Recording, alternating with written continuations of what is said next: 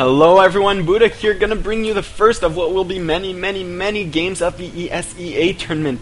Now this is the first game of the 10th season of the tournament with another $5,000 prize pool on the line. The tournament has attracted a few big name houses such as EG, Check6, Triple V, Vile, many more. So this is a team event. We don't see enough team events. Those are great. The format of each matchup will actually be a best of 5 of best of 3s. So there will be 5 players facing each other, each of which will be playing a best of 3 series, and the first team to actually win 3 of those matchups is going to get the point for that week. That being said, our two first teams are going to be Check6 and Kiwi Clones. Representing Check6 is the Red Terran xSixFargo, and representing Kiwi Clones Army is going to be XSixFargo. I don't know much about these two players. I do know that xSixFargo has actually played a lot of online tournaments, nothing too big, but has won quite a nice deal of them, and has been known to actually be able to take out some big names such as Adelscott and Killer, so he definitely has the potential to show us a great game. XSixFargo, I don't know anything about him. I do know a bit about the Kiwi Clone team. They have been able to actually take out the better known houses such as EG, Check6, and even I think Six Jacks in the previous tournaments, so they have huge potential. Looking forward to this game and all the ESEA tournament games. Now, XSixFargo is going for an Expo first, very safe on this map, and xSixFargo is himself going for a command center first, so not gonna be able to put any kind of pressure. This expansion is gonna go up very safely for XSixFargo, deciding to get that pool before the gas, so he is not even gonna try and bust anything after this. So both of these players are going to be gearing up for a very long game on Tal'Darim Altar, one huge map. This drone being a bit annoying, going to force the SCV to go scout his own base. Meanwhile, still patrolling the front of this command center because that SCV is going to have to eventually go on the other side. I love what Fargo just did. Just lowering the supply depot and forcing the drone to just GTFO because he was being so annoying. This SCV is going to win the little duel here. Is he actually going to engage this? No, the drone is going to run away and head back home. Meanwhile, Fargo is inside the main base, going to be able to scout everything that's going on. He does see the expansion first and sees that the spawning pool is not researching anything yet, if he is paying attention to that. So he knows that this expansion is going to be able to just go up very fast and very safely. Meanwhile, a barracks and a factory going up for Fargo, so we are going to see some reactored Hellions with that single refinery still not getting his second gas. There is the reactor. Look for these two buildings to actually just swap right when it finishes, and really very calm start of game. Now these games are going to be, most of them are going to be casted on replays, uploaded to my YouTube channel, but some of them are actually going to be casted live. I am going to be casting one matchup tonight. I don't remember what the matchup is, but at 6 o'clock Eastern Time, 6 o'clock p.m. tonight, I will be streaming live this tournament. And there it goes, the reactor finally finishes, going to be able to swap out this Overlord, making his way into the main base. I love this early scout, going to be able to just check what is going on. He's going to see everything that's going on, including the reactored Hellions, and look for a spine crawler or extra queens to be made. One extra queen already almost done. There it goes. And a spine crawler, so he is going to be very safe for those, he's going to be very safe to face the Hellions. That's what I wanted to say. Speed just now finishing, and that is the first set of lings that was made in the game, about at the 6-minute mark. That is insane. Having the confidence to just not produce any lings until 6 minutes into the game, and look at that perfect timing. The spine crawler Not quite perfect timing, but the Spine Crawler is going to finish, going to be able to deny those Hellions, not going to be able to run inside the main base.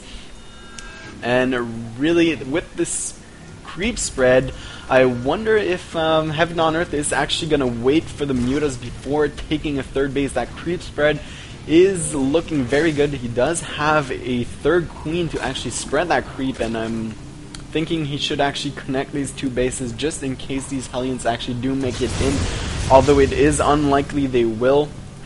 This queen taking one shot and backing away to the safety of the Spine Crawler, and it does look like Heaven on Earth is making a whole bunch of links, so it does not look like he's going to wait for those Mutas to take a third base. He's going to try and get the surround on these Hellions. Meanwhile, xSixFargo actually did take his second base, placed the bunker in front, starting to wall off with supply depots. There is the surround on the Hellions. Not the best surround, but it is good enough. Most of the Lings that survive, and this is when actually Heaven on Earth should go for a third base. I mean, he has a great creep spread. He just took out pretty much every single Hellion. Now Fargo has absolutely no presence on the map whatsoever, so Heaven on Earth should not wait for the Mutas right now. He should grab his third base right away. He does not look like he wants to do that, though. He is researching Overlord speed. I guess that is just to spread out all the Overlords to all bases later in the game, so he can spread creep and keep a tab on the Terran player. Meanwhile, these Lings actually poked up here, saw the supply depot wall, saw the bunker, decided to come back to his base and start hacking away at these rocks, and still no third base by Heaven on Earth. Usually you get the Mutas explicitly to chase away the Hellions and to enable the Zerg to get the third base as soon as he can, but now he actually has the opportunity to get a macro hatch. Now this macro hatch, I don't like it, and I will tell you why. This macro hatch could actually have been right here at a third base, and it would not have done, it would give the same larva input for Heaven on Earth, but it would also serve the purpose of taking a third base, and this small group of Marine Hellions and a single Marauder is not going to do much. Look at the number of Lings actually going to try and get us around. No, he backs away, leaving these two Overlords for dead. He could have easily surrounded that and just picked it off. I guess he wants to wait for the Mutas in case that the Medivacs are actually going to lift this up. There goes the surround. There's a lift. And xSixFargo, I don't think he's going to do any kind of damage here. He is going to try and drop the expansion. These Lings are all going to go back inside the main base. He should have actually left about half on the low ground, because this is what's going to happen. Marines on the low ground, going to be annoying. One Muta is actually so close, about 1 HP there before he just instantly regens another HP. And 7 Mutas just are about to pop, going to be able to clean this up. These 3 Mutas going to start punching away at these Medivacs. These Lings should really follow, because right now he can drop the Marines and target fire the weak Mutas as he just did. So losing 1 Muta, not optimal play, but not too much of a deal right now. Heaven on Earth did just regroup the Mutas, and now he's going to start picking away at the Medivacs. The Medivacs are going to drop the Marines, going to easily get cleaned off, and there goes the other Medivac. Seeing that this front base is well reinforced, Heaven on Earth will wisely fall back and double expand. Finally, something I love by Heaven on Earth, and he did not get his third base as early as he should, but making up for it, being able to double expand right there, along with the macro hatch, going to be able to saturate those two bases so fast. These Mutas are right now making their way inside the main base, just regrouping here. They are going to attack right around the north side of the main base. There they go. Right when the turret finishes, they are going to be able to pick off that turret, but he isn't going to lose at least 1 Muta. Going to be able to kill this reactor. No, might get chased away by these Marines. This is going to be actually very close. Might be able to burn this down. It is in fact going to burn down, only at about 5 HP there, before the SCV just repairs it at the last second. That is some skills, Fargo.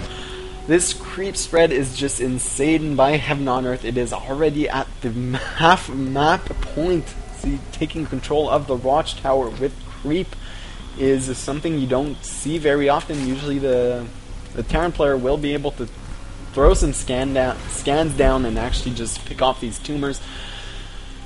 And this will actually be so useful for Heaven on Earth if Fargo decides to move out in the center of the map. It looks like Fargo is actually gearing up for that third base, but meanwhile Heaven on Earth, being a sneaky man that he is going to try and grab these Marines off guard while they are shooting at the rocks, and it still looks like they are still shooting at the rocks. Nice surround on this small pack of Marines. He does let them survive, sorry. The Baneling is not taking any shots off on the Marines. And now forced back. And I love this little engagement. Heaven on Earth actually almost lost nothing there besides a few Lings. He does have 0-1 on the Lings. Meanwhile, Fargo has 0-0 on the Marines. +1 almost done. As well as +1 Carapace for Heaven on Earth. And I must admit, I really enjoy Heaven on Earth's position right now. The supplies are pretty even, but he does have a very, very slight upgrade advantage. He does have his third base all saturated. His fourth base is just now being saturated, taking 2 more gases. Still not mining gas at his third base, but not too big of a deal. And really, right now, Fargo is just in that mode where he has to turtle up until he hits that 200 maxed army and just move out, because taking the fourth base on this map as the Terran player is just so hard. The only fourth base that you can take is basically this one, and it's such a long way for you troops to just walk over there. It is so hard to defend if the Zerg can just counterattack so easily. These mutas just now chilling in the center of the map. There is still no hive tech going up for Heaven on Earth. The infestation pit just now finishing at the 16-minute mark. So that hive and hive tech is going to arrive at about 20 to 21 minutes in this game. These mutas just being a pest, keeping tabs on the Terran player, going to be able to kill one turret, almost losing one muta there. But still keeping the Terran player inside his main base is what is important right now. The hive just now starting along with those pathogen gland upgrades for the infestors. And that is just one scary army by Heaven on Earth. It is now 191 supply to 162, and this is actually where most TVZs are, and it will all come down to how much of a surround can Heaven on Earth get on this maxed army by xSixFargo?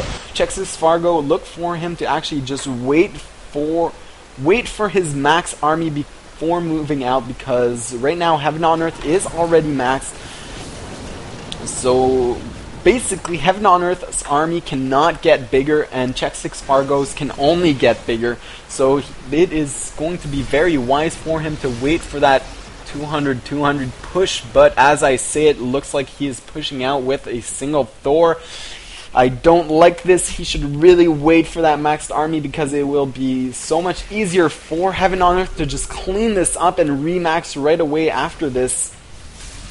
And really, he is just waiting on the edge of the creep right now. And I don't know if this is wise. He should really, really, really wait for that maxed army, because it is going to be so much better. These mutas just taking a few shots at the tanks, taking 2 tanks out, and one laggy player just left. Meanwhile, it looks like he is looking to engage here, and there he goes, Heaven on Earth just running forward with all his might. Easily gonna be able to pick this off, that single Thor taking a lot of Baneling shots, but it is just sad to watch xSixFargo being erased from the middle of the map with his near maxed army. I really feel like that 20 more supply could have done such a huge difference in this engagement. It is now 170 to 115 supply for Heaven on Earth. Heaven on Earth is actually spewing creep at every single expansion except the one that matters, this one right now. But now, I mean, these stray tanks are going to get picked off. xSixFargo is in a terrible spot. He is stuck on 3 bases. His main base is almost mined out, as well as his expansion, because he got it so early, and he is just not going to be able to take a 4th base. Just simply because heaven on earth, look at all these lings streaming in. He is at 2-2 right now. Adrenal glands about halfway done, and really he does not even need to wait for adrenal glands to finish. He could just stream in here and pick this off. I don't like this positioning by xSixFargo. He is so vulnerable right now, and it looks like heaven on earth is just gonna go at it right now. The tanks do have +1, so they are going to be that much more effective against the lings, but it does not matter. It is an easy cleanup by heaven on earth with his amazing Spinecrawler defense at the 3rd base, and I love this because you have money, you have drones, why not? There's the GG by xSixFargo, or the smiley face, which is a GG, and we are going into Game 2 of this best of 3 series between xSixFargo and heaven on earth, so tune in for that.